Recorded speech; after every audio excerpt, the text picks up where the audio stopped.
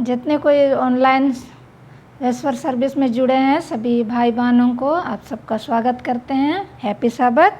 और इस प्रोग्राम को शुरू करने से पहले हम लोग एक वचन पढ़ेंगे जो भजन संहिता 47 उसका 2 में मिलता है। क्योंकि यहोवा परम प्रधान और भाई योग्य है, वह सारे पृथ्वी के ऊपर महाराजा है। इस वचन पर आशीष हो, परमेश्वर हम सबको आशीष दे। और आप सबका फिर से स्वागत करते हैं। परमेश्वर हम सबको आशीष दे। आइए हम प्रार्थना करें। जमीन और आसमान का सृष्टिकर्ता महान सर्वशक्तिमान ईश्वर पिता, हम आपका धन्यवाद करते हैं प्रभु कि आपने हमें इस मौका दिया कि आपका धन्यवाद कर सकते हैं, आपकी महिमा कर सकते हैं। प्रभु हम इस योग्य नहीं हैं कि आपके चरणों में आए। हम पापी गुनाहगार बच्चे हैं, लेकिन आपकी महान दया, आपकी महान प्रेम हम लोगों के ऊपर है और हम सबों को जीवित रखा है। और इसलिए आज तक हम जीवित हैं और आपकी धन्यवाद और महिमा कर सकते हैं। प्यारे पिता, हम जितने भी लोग जुड़े हैं इसमें अलग अलग जगहों से आपके वचन सुनते हैं, उन तमाम लोगों के साथ में हो, उनको आप आशीष दें, उनकी मदद और अगुवाई करें ताकि वो आपके विश्वास में बढ़ते जाए। और यदि कोई दुख तकलीफ में, परेशानी में, बीमारी में हैं, उन सभी के साथ में हो, उनको आप अपनी सामर्थ भरी हाथ बढ़ा करके उन्हें चंगाई दें ताकि आपकी सामर्थ से वो चंगे हो सके और आपके नाम की धन्यवाद कर सके, आपकी गुहाई दे सके। प्यारे पिता, हम सबको आपके हाथ में सौंपते हैं। आज के हर एक प्रोग्राम में आपका आशीष हो ताकि जो कुछ भी प्रोग्राम होगा आपका नाम से होने सके। हम सब की पाप और गुनाहों को आप क्षमा करें। ये प्रार्थना हमारा उद्धारकर्ता प्रभु यीशु मसीह के नाम से मांगते हैं, आमीन।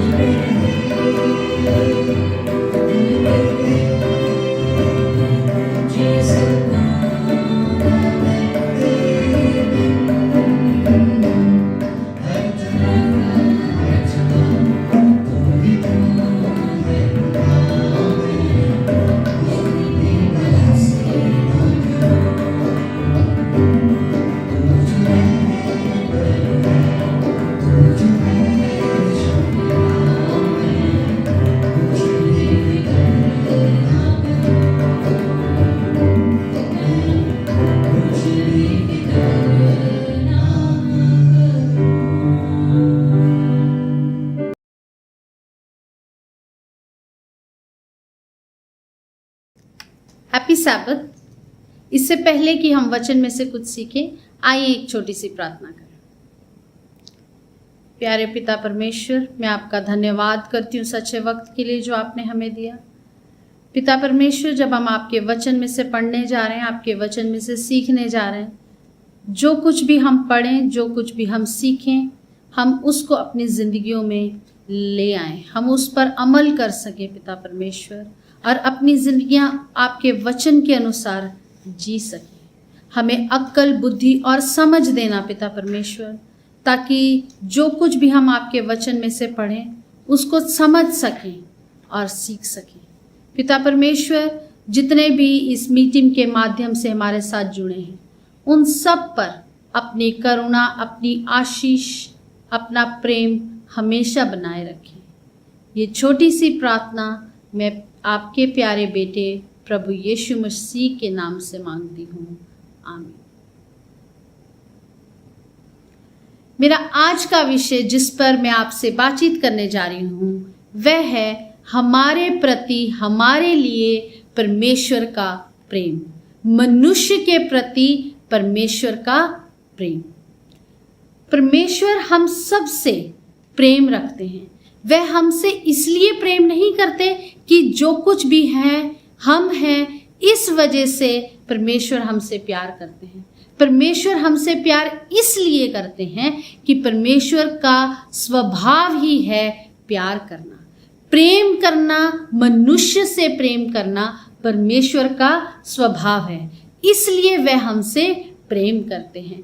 अगर हम यिर्मयाह की पुस्तक पढ़ें, यिर्मयाह की पुस्तक में देखें, उसके 31 अध्याय और 3 वर्ष में देखें तो वहां लिखा है कि यहोवा ने मुझे दूर से दर्शन देकर कहा, मैं तुझसे सदा प्रेम रखता आया हूं। परमेश्वर कहते हैं कि मैं तुझसे, मैं मनुष्य से सदा से प्रेम रखता आया हूं, और इसी कारण मैंने तुझ पर अपनी करुणा बनाए रखी है। परमेश्वर हमसे सदा से प्रेम रखते आए हैं, और इसी प्रेम के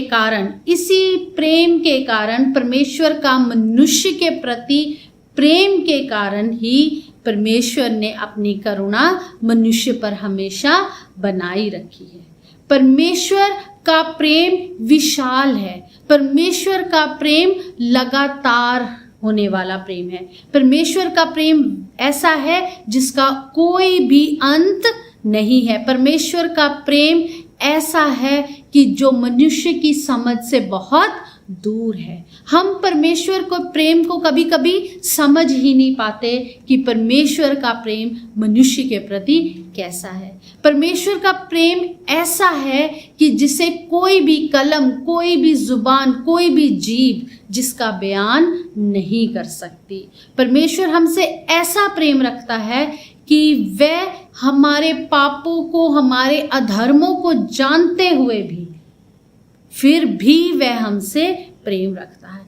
आज मैं आपका ध्यान इस बात की ओर लगाना चाहती हूं कि परमेश्वर हमारे बारे में सब कुछ जानता है। हर एक व्यक्ति को परमेश्वर जानता है। परमेश्वर के प्रेम के बारे में अगर हम सीखें, अगर हम पढ़ें, अगर हम जानना चाहें तो परमेश्वर का प्रेम बहुत बड़ा है। पर जिस बात की ओर मैं आज आपका ध्यान लगाना चाहती हूं वह ये है कि परमेश्वर हमारे बारे में सब कुछ जानता है। सब कुछ का मतलब है वह हमारे बारे में वो बातें भी जानता है जो कोई नहीं जानता, सिर्फ हम जानते हैं। परंतु परमेश्वर, हमारा परमेश्वर हमारे बारे में सब कुछ जानता है। परमेश्वर हमारे अतीत को जानता है, परमेश्वर हमारे वर्तमान को जानता है, परमेश्वर हमारे भविष्य को जानता है, हमारे बदसूरत अतीत को भी परमेश्वर जानता है। जिन बातों को कोई नहीं जानता हमारे बारे में वह हमारा परमेश्वर जानता है। पर वह सब कुछ जानते हुए भी हमारा परमेश्वर हमसे प्रेम रखता है, हमें बचाना चाहता है, हमारे पापों को, हमारे अधर्मों से हमें छुड़ाना चाहता है। ये प्यार है, ये प्रेम है परमेश्वर का मनुष्य के प्रति। मैं आपका ध्यान इस ओर ले जाना चाहती हूं कि जब हम पाप में होते हैं, जब हम पापी ही थे तब यीशु हमारे लिए क्रूस पर मरा। जब हम पाप में ही थे परमेश्वर हमारे लिए क्रूस पर मरा। अगर हम रोमियो की पुस्तक उसके 5 अध्याय और 8 वर्ष में देखें, वहां लिखा है जब हम पाप में ही थे, जब हम पापी ही थे तब यीशु हमारे लिए मरा। हमारे पापी होने के बावजूद भी परमेश्वर ने अपना बेटा हमारे लिए दे दिया। परमेश्वर से जब हम अपने पापों का इकरार करते हैं तब वह हमें क्षमा करता है। ये परमेश्वर का प्रेम है हमारे प्रति। जब हम रोगग्रस्त होते हैं, बीमारी से होते हैं, तो परमेश्वर हमें चंगाई देता है। ये है प्रेम परमेश्वर का मनुष्य के प्रति, हमारे प्रति। जब हम अधर्म के, पापों के गड्ढों में फंसे होते हैं, पाप के गड्ढों में अंदर फंसे होते हैं, तो परमेश्वर हमें वहां से निकालता है। ये है परमेश्वर का मनुष्य के प्रति, हमारे प्रति परमेश्वर का प्रेम। जब हम न्याय के काबिल होते हैं, हमारे अधर्मों पापों की वजह से जब हम न्याय के काबिल होते हैं, तब परमेश्वर हम पर दया करता है, परमेश्वर अपनी करुणा हम पर करता है। और यही है परमेश्वर का मनुष्य के प्रति प्रेम। परमेश्वर का प्रेम ऐसा है कि जिसका बयान भी हम नहीं कर, हमारी जुबान नहीं कर सकती। परमेश्वर का प्रेम हमारे प्रति ऐसा है कि वह हमारे बारे में सब जानता है, हमारे अधर्मों के बारे में जानता है, हमारे पापों के बारे में जानता है, तब भी वह हमसे प्रेम करता है। मैं आपके सामने 3 उदाहरण रखूंगी जिसमें हम ये देखेंगे कि परमेश्वर हमारे बारे में सब जानता है, पर परमेश्वर का प्रेम इतना विशाल है, उसका आशीर्वाद इतना विशाल है कि वह हम पर दया करता है। पहला उदाहरण मैं आपका लूका की पुस्तक में से देना चाहती हूँ। लूका की पुस्तक उसका 19 अध्याय की तरफ मैं आपका ध्यान लेके जाना चाहती हूँ। अगर हम लूका की पुस्तक पढ़ें तो वहाँ हम जक्कई नामक एक मनुष्य के बारे में पढ़ते हैं। जक्कई चुंगी लेने वालों का सरदार है। वह यरीहो नामक शहर में रहता है और वह एक प्रसिद्ध पापी है। यरीहो में लोग उसके बारे में सब कुछ जानते हैं। वह जानते हैं कि वह एक धनी मनुष्य है, चुंगी लेने वालों का सरदार है, और लोग जानते हैं कि वह बेईमानी से धन इकट्ठा करता है। लोग उसको एक अधर्म की निगाहों से देखते हैं, लोग उसको अधर्मी मानते हैं और उससे नफरत करते हैं। परंतु जब जक्कई को यीशु के बारे में पता चलता है कि वह यरीहो में से होकर निकलने वाले हैं, जब जक्कई को ये पता चलता है कि यीशु यरीहो के रास्ते से होकर निकलने वाले हैं, तो उसके मन में एक आशा होती है। वह ये आशा करता है कि काश वह एक बार यीशु को देख सके। तो वो क्या करता है कि जब उसे पता चलता है कि यीशु यरीहो में से होकर निकल रहे हैं, तो वह उस रास्ते में जाता है जहाँ पर यीशु होकर निकल रहे होते हैं, जहाँ से यीशु जा रहे होते हैं। जब वह वहाँ जाता है तो वो देखता है कि यीशु के आसपास बहुत भीड़ है, बहुत सारे लोग उसके आसपास हैं और यीशु के सराउंडिंग में उसके आसपास बहुत भीड़ है। और उसका कद नाटा था। जक्कई का कद, जक्कई एक नाटा मनुष्य, एक नाटा व्यक्ति था, जिस कारण वो भीड़ के अंदर यीशु को देख नहीं पा रहा था। और वह यीशु को देखना चाहता है पर वो नहीं देख पा रहा था। फिर वो क्या करता है कि वो आगे रास्ते से होकर वो आगे की तरफ जाता है, जहां उसे पता चलता है कि यीशु इस रास्ते से निकलेंगे। और वह वहां गुलर के पेड़ पर ऊपर चढ़ जाता है और वो नीचे की तरफ देखता है कि एक निगाह से वह यीशु को देख पाए। उसके मन में सिर्फ एक आशा थी कि सिर्फ वह यीशु को देख सके। उसके मन में कोई व्यक्तिगत मुलाकात करने का कोई विचार जक्कई के मन में नहीं था कि वह यीशु के साथ कोई व्यक्तिगत मुलाकात करे, वह यीशु से ये कहे, ऐसा कोई विचार उसके मन में नहीं था। वो सिर्फ यीशु को देखने की आशा में था। जब यीशु गुलर के पेड़ के नीचे होते हैं, यीशु ऊपर की तरफ देखते हैं और वे जक्कई से कहते हैं, जक्कई तुरंत नीचे उतर आ, आज मुझे अवश्य तेरे घर जाना है। जब जक्कई यीशु के मुंह से ये सुनते हैं कि यीशु जक्कई के घर में जाना चाहते हैं, यीशु कहते हैं कि आज अवश्य मुझे तेरे घर में जाना है, जक्कई आनंद से भर जाता है। उसने तो सिर्फ आशा की थी कि वह यीशु को देख सके, पर यहाँ यीशु उसको जक्कई कहकर पुकारते हैं, यीशु उसको उसके नाम से पुकारते हैं और जक्कई आनंद से भर जाता है। परंतु जो भीड़ थी यीशु के आसपास, वह कुड़कुड़ाने लगते हैं लोग आपस में। वह कहने लगते हैं कि क्या आज यीशु एक पापी मनुष्य के घर जाएंगे? क्या आज यीशु एक पापी मनुष्य के गेस्ट बनेंगे? परंतु यीशु ऐसा नहीं सोचते। वह जक्कई से प्रेम रखते थे और इसी प्रेम के कारण वह जक्कई को बचाना चाहते थे, उसके पापों से उसको छुड़ाना चाहते थे। वह जक्कई को अपने प्रेम से बदलना चाहते थे। और जब यीशु जक्कई के घर में जाते हैं तो जक्कई यीशु से कहता है कि मैं अपनी आधी संपत्ति, मैं अपना आधा धन कंगालों में, गरीबों में बांट दूंगा। ये वह यीशु से जक्कई कहता है कि मैं अपनी आधी संपत्ति, आधा धन गरीबों को, कंगालों को बांट दूंगा। और जिनसे भी मैंने बेईमानी से धन लिया है, बेईमानी से कमाया है, उनको मैं चौगुना, 4 गुना वापस करूंगा। ये जक्कई यीशु से प्रॉमिस करता है। हम देखते हैं कि यीशु ने व्यक्तिगत मुलाकात की जक्कई से।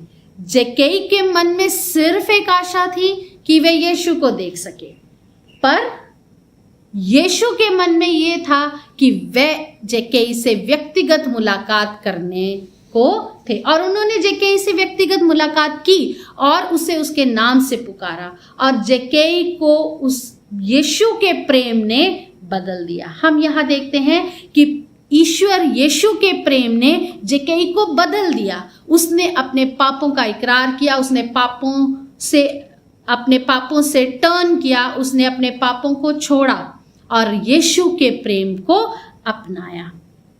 हम देखते हैं कि जक्कई को ये कभी नहीं उसने सोचा था कि यीशु उसके घर आएंगे और वह यीशु से ये सब कहेगा, पर परमेश्वर यीशु उससे व्यक्तिगत मुलाकात करने को थे और यीशु जक्कई को बचाना चाहते थे, क्योंकि यीशु जक्कई से प्रेम करते थे। ये है यीशु परमेश्वर का प्रेम मनुष्य हमारे प्रति, कि वह हमें जानते हैं, हमारे पापों को जानते हैं, हमारी बेईमानियों को जानते हैं, फिर भी वह हमसे प्रेम करते हैं और हमें बचाना चाहते हैं। ये है परमेश्वर का मनुष्य के हमारे लिए परमेश्वर का प्यार। दूसरा उदाहरण मैं आपका ध्यान ले जाना चाहती हूँ प्रेरितों की पुस्तक 13 अध्याय और 22 वर्ष में। प्रेरितों की पुस्तक 13 अध्याय और 22 वर्ष। यहाँ हम देखते हैं कि यीशु कहते हैं कि मुझे एक मनुष्य मिला है, दाऊद, जो मेरे मन के अनुसार है, मिल गया है, वह मेरी इच्छा पूरा करेगा।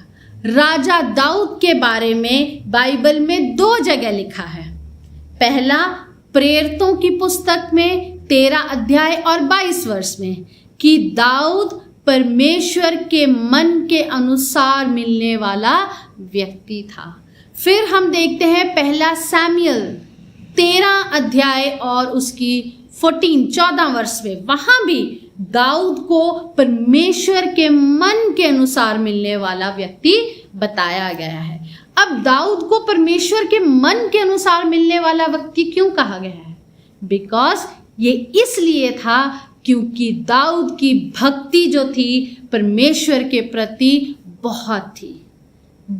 उसकी भक्ति परमेश्वर के प्रति इतनी थी कि परमेश्वर ने उसे अपने मन के अनुसार मिलने वाला व्यक्ति कहा। परमेश्वर ने कहा ये वह व्यक्ति है, शाऊल के बाद परमेश्वर ने उसे ये कहा ये वह व्यक्ति है जो मेरे मन के अनुसार मिला है और ये मेरी इच्छा सारी पूरी करेगा।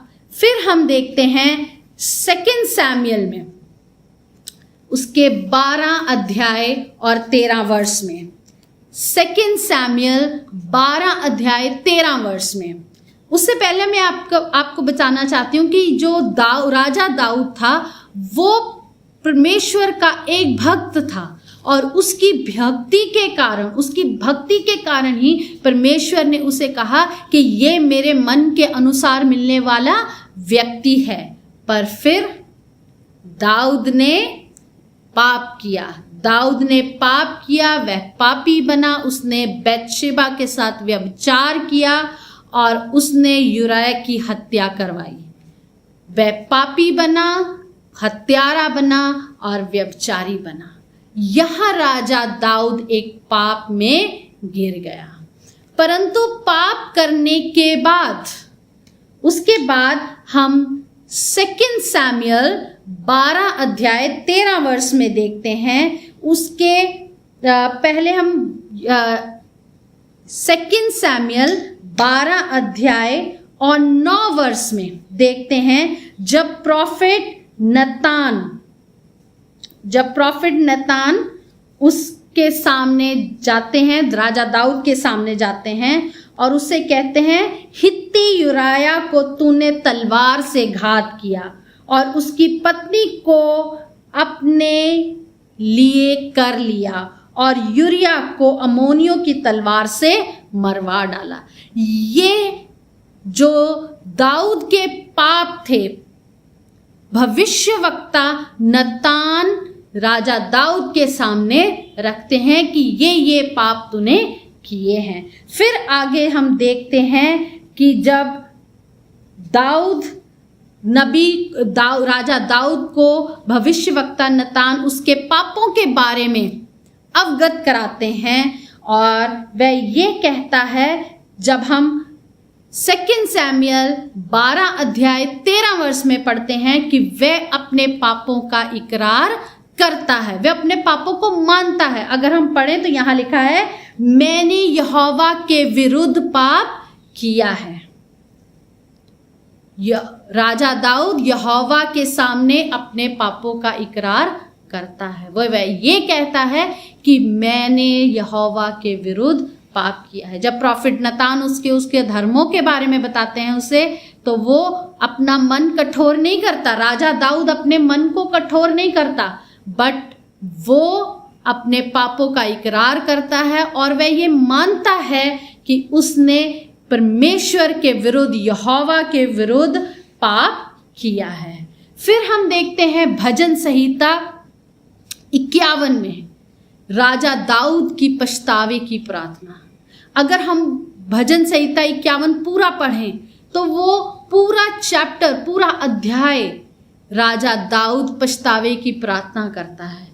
उस 10 आयत में, 10 वर्ष में राजा दाऊद ये कहते हैं कि मेरे अंदर एक शुद्ध मन उत्पन्न कर। वो यहोवा से, परमेश्वर से कहते हैं कि मेरे मन को शुद्ध कर, मेरे मन को शुद्ध कर और मेरे अंदर नए सिरे से फिर से एक स्थिर आत्मा उत्पन्न कर।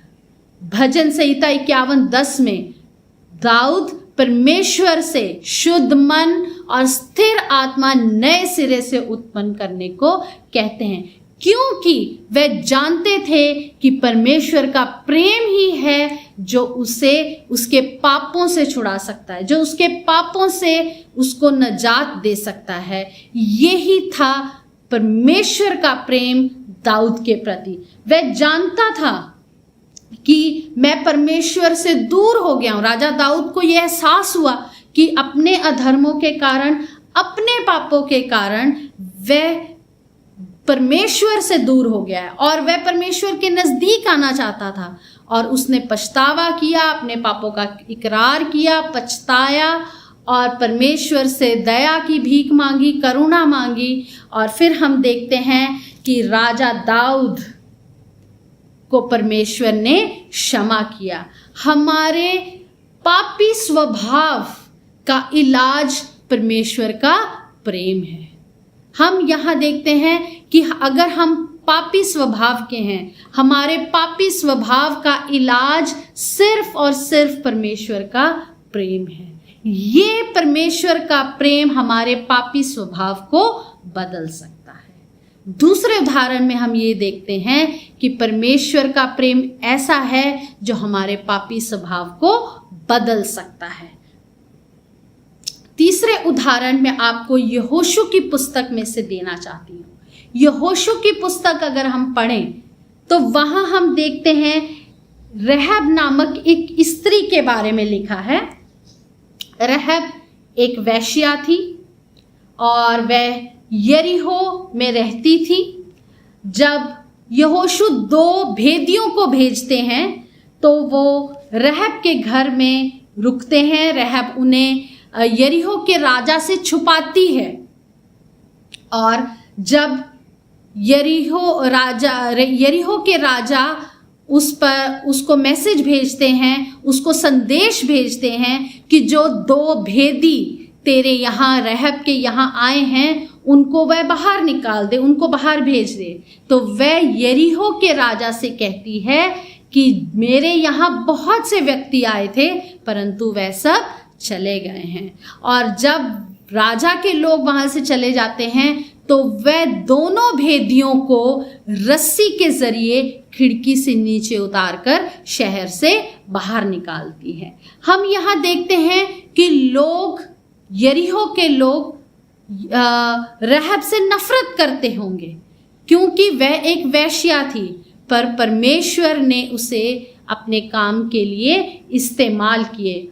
परमेश्वर ने उससे अपना काम करवाया, परमेश्वर ने उससे नफरत नहीं करी। और फिर हम देखते हैं जब उन 2 भेदियों के सामने रहब परमेश्वर की शक्ति, उसके पराक्रम को स्वीकारती है। वो कहती है कि परमेश्वर जो है वो सच्चा है, जिंदा है और पराक्रमी है। और परमेश्वर के पराक्रम को, उसकी शक्तियों को जब वह उन 2 भेदियों के सामने स्वीकार करती है तो हम आगे देखते हैं कि उसका घराना और वह खुद बचाई जाती है। परमेश्वर ने उसे बचाया। परमेश्वर ने उससे नफरत नहीं करी कि वह एक वेश्या है, मैं इससे नफरत करता हूं, पर परमेश्वर ने उस वेश्या को भी अपने काम के लिए इस्तेमाल किया और उसे बचाया। ये है परमेश्वर का प्रेम। परमेश्वर का पराक्रम प्रेम मनुष्य के प्रति और आशीर्वाद मनुष्य के प्रति बहुत विशाल है। वह इतना विशाल है कि हमारे पाप, हमारे अधर्म बहुत छोटे हो जाते हैं उसके सामने। पर उसके लिए हमें परमेश्वर के प्रेम को, हमें परमेश्वर के आशीर्वाद को स्वीकार करने की जरूरत है।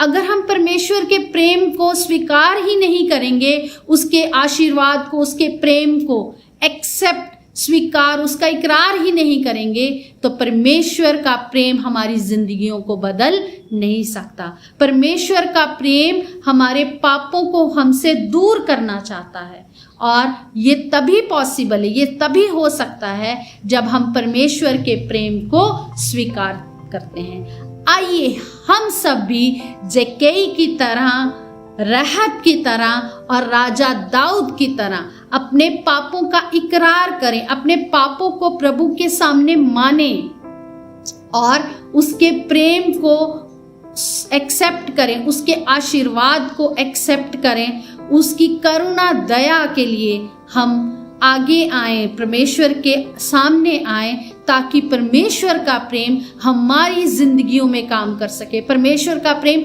हम पर अनुग्रह कर सके, परमेश्वर का प्रेम हमारे अंदर एक नई आत्मा, एक नया जीवन उत्पन्न कर सके।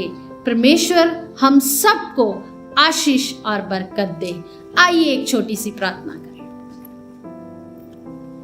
प्यारे प्रभु जी, मैं आपका धन्यवाद करती हूँ सच्चे वक्त के लिए फिर से जो आपने हमें दिया। परमेश्वर पिता, हमने आपके प्रक्रम, प्रेम और दया के बारे में सीखा। आप हमसे हमारे पापों को जानते हुए भी प्रेम करते हैं। आपने जिकई को बचाया प्रभु, आपने रहब की जिंदगी को बदला, राजा दाऊद को क्षमा किया पिता परमेश्वर। आज हम भी अपने पापों को, अधर्मों को मानते हैं पिता परमेश्वर। हम पर भी अनुग्रह करें, हम पर भी दया करें पिता परमेश्वर। जितने भी इस मीटिंग के साथ जुड़े हैं उन सब पर अपनी आशीष भरा हाथ रखो, उन पर अपनी दया करो, अपनी करुणा करो पिता परमेश्वर। प्रभु जी, मैं प्रार्थना करती हूँ जो लोग बीमार हैं पिता परमेश्वर, उन पर अपनी चंगाई वाला हाथ रखिए पिता परमेश्वर।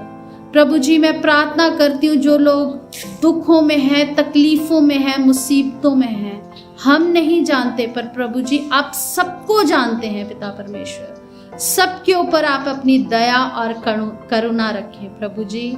मैं सारे एजुकेशनल इंस्टीट्यूशंस, चर्चेस के लिए प्रार्थना करती हूँ। जितने भी लोग हैं प्रभु जी जो आपके वचन को दूसरों तक पहुँचाने के काम में लगे हैं, प्रभु जी आप सब पर अपनी आशीष और बरकत दो पिता परमेश्वर। वो लोग जो आपके वचन को दूसरों तक पहुंचाने के कामों में लगे हैं, उन पर अपनी करुणा और दया हमेशा बनाए रखो पिता परमेश्वर। जो लोग ओडिशा में, वेस्ट बंगाल में प्रभु जी टाइफून के कारण, साइक्लोन के कारण ग्रस्त हैं, उन पर भी आशीष दो पिता। उन पर दया करो और उनकी ज़रूरतों को पूरा करो पिता परमेश्वर। हम सब पर अपनी आशीष और करुणा हमेशा बनाए रखो। ये प्रार्थना मैं आपके प्यारे प्रभु यीशु मसीह के नाम से मांगती हूँ, आमीन।